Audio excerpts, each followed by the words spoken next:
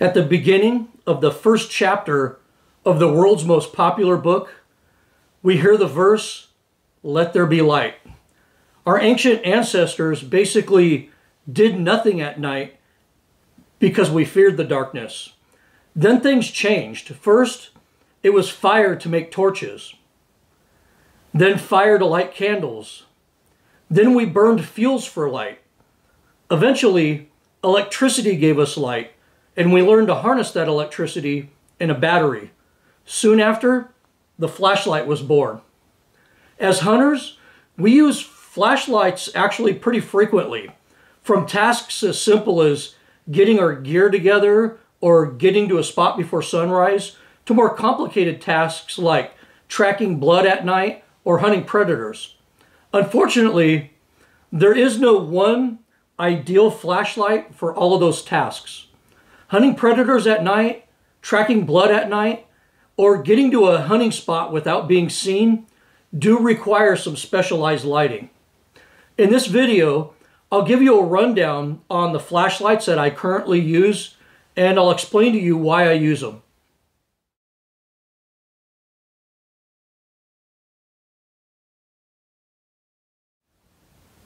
Before I go any further with this video, let me clear one thing up first. Those of you who watched my channel for any length of time know that I'm against buying products from China when you can avoid it. You know, I will not support that evil government if I have alternatives. Having said that, flashlights are kind of unique because currently, and unfortunately, the best ones are being produced in China right now. American flashlight manufacturers are just way behind the times, in my opinion. The good U.S. flashlight manufacturers offer products with old technology and just no real modern features to them. You know, other U.S. manufacturers like Princeton Tech make products with quality that's actually worse than what comes from China. U.S. manufacturers are still making rechargeable lights that need an old school charging cradle. You know, and when they do offer a light with USB charging, they use the old micro USB plugs that we used on our cell phones 25 years ago. US flashlight manufacturers are literally 10 years behind the current market. So unfortunately, you're going to see a lot of communist, Chinese, slave labor flashlights in this video. So be prepared for that.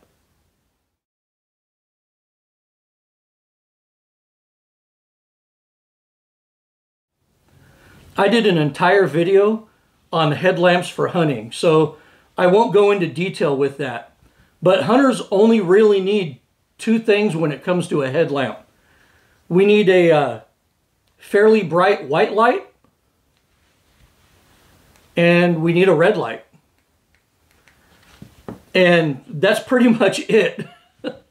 The white light is indispensable on a headlamp when you're field dressing or processing an animal in the dark by yourself. You know, you won't have to hold a flashlight in your mouth while you try to perform tasks like we did in the old days. A headlamp also lets you carry your gear out to the duck blind and lets you set up decoys in the dark. An LED red light lets you sneak into a hunting spot undetected by most animals. Deer and elk can't really see a red light very well at night, so that's what you should be using when you're getting situated in a blind, stand, or an ambush spot early in the morning. A red light on a headlamp is just mandatory for me. I usually use one of my Petzls for hunting, but I'll often use my Phoenix if I have some serious night work to do because the Phoenix is just extremely bright.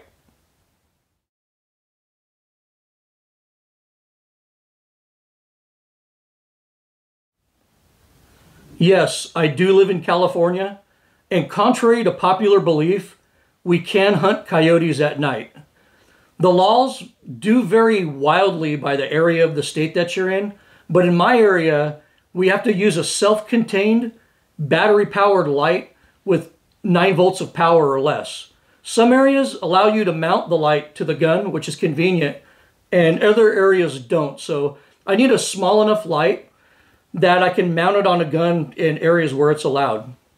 I currently use the Phoenix HT32. Woo, that's a bright sucker, isn't it? You know, this replaced my older Wicked light that recently fried when it got wet. The HT32 maxes out at about 4.5 volts, so it's legal to use anywhere in my state that allows night hunting.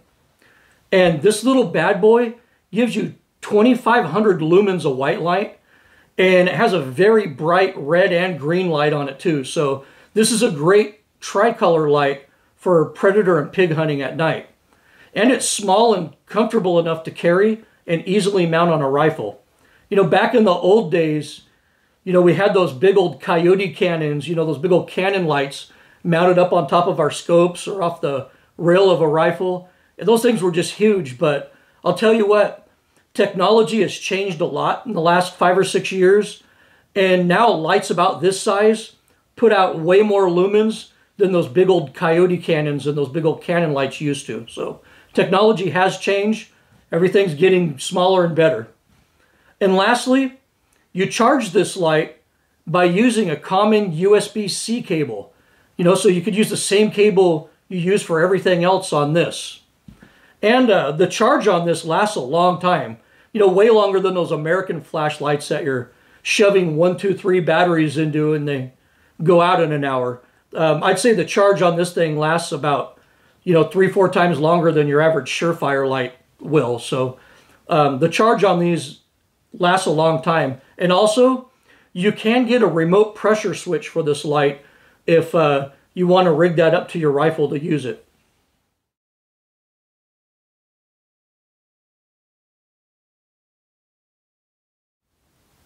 Contrary to popular belief, really bright, high-lumen flashlights are bad for blood tracking at night. In fact, you'll see blood better with an old Coleman lantern or an old incandescent flashlight than you will with a 2,000 lumen LED light. Bright light kills contrast and color rendering. For the last 15 years, companies have been trying to market special blood tracking flashlights, which normally use colored LEDs or some type of filtered lens that they claim make seeing blood easier at night. But most of those lights turned out to be more gimmick than reality. I remember getting excited about the Primos blood tracking light that I bought about 10 years ago, only to experience disappointment when my old incandescent mini mag light outperformed it in the field. I also wasn't very impressed with Gerber's attempt at a blood tracking flashlight. Everyone's eyes are different, and some people's eyes are a lot different, so you need to find what works for your eyes. But LED technology finally progressed, and high CRI LEDs advanced to the point where they can trail blood better at night than an incandescent bulb could. And I believe a CRI in the high CRI stands for color rendering index. But the key to these high CRI LEDs is that they provide the correct color rendering and temperature to make colors vibrant and contrasting at night, which in turn allows you to see blood better. If I'm serious about getting on a blood trail at night, my favorite blood tracking flashlight is the Pelican 3410 MCC with correct color technology on it.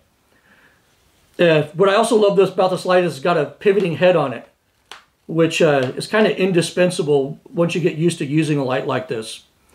And this light has the high CRI LED like I want at the correct rendering and temperature, but it's also a little bit brighter than the high CRI mini lights that are out there. The shell to this is photoluminescent all the way around, so it actually glows in the dark. So if you put this light down or drop it at night, you can easily find it. You know, as I mentioned earlier, I also love the pivoting head on this because when you're tracking blood, the light is always pointed down and the pivoting head lets you scan the ground without straining your wrist like you do with a straight flashlight. You know, it also has this really sturdy clip on it and it has a strong magnet on the back, and it's freestanding, so you can use this light hands-free in almost any situation.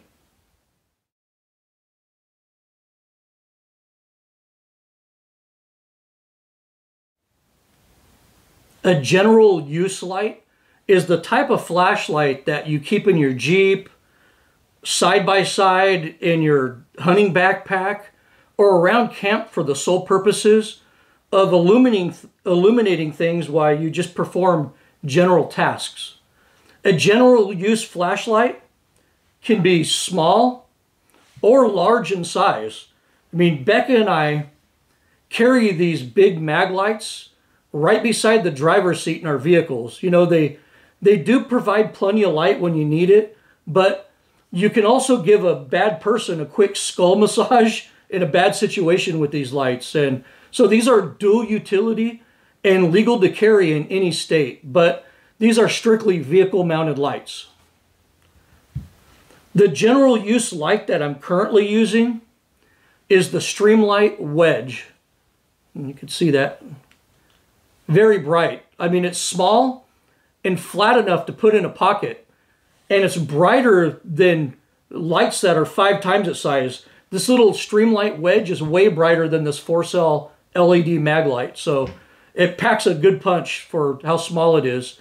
And it also has a nice clip on it, so you can clip it into your pocket, pants pocket, shirt pocket, carry it anywhere, use it hands-free. But best of all, this charges right on the back of it with a USB-C plug, and the battery life on it is amazing. So the Streamlight Wedge is my current general use flashlight. What are you little bandits doing over here, huh? Got my Streamlight Wedge. You little bandits, what are you doing?